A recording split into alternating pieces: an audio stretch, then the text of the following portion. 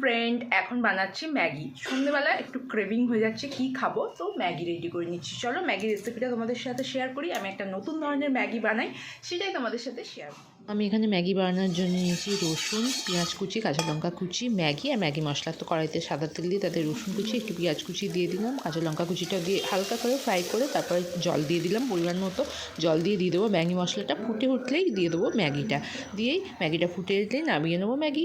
শীতকালে এই রসুন, কাঁচা লঙ্কা, পেঁয়াজ দিয়ে সুপি নুডলস মানে এই সুপি ম্যাগিটা খেতে খুব ভালো লাগে। তো আমরা প্রায় সন্ধ্যেবেলা এরকম গরম গরম সুপি ম্যাগি বানিয়ে খাই, পেটটাও ভরে আর ঠান্ডার মধ্যে বেশ গরম গরম অনুভবটাও হয়। তোমরা কারা কারা এরকম সুপি নুডলস বানিয়ে খাও।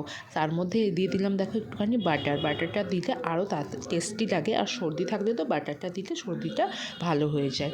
তো বন্ধুরা, তোমরা কারা কারা কোথা থেকে আমার ভিডিওটা দেখছো প্লিজ কমেন্ট করে জানাও, আমি তাহলে খুশি হব, বুঝবো যে আমার কোন কোন বন্ধু কোথা থেকে দেখছি। আমি কিন্তু হাওড়া শালকিয়া থেকে দেখছি, আর কেউ যদি হাওড়া শালকিয়া থেকে আমার ভিডিও দেখে থাকো প্লিজ কমেন্ট করো।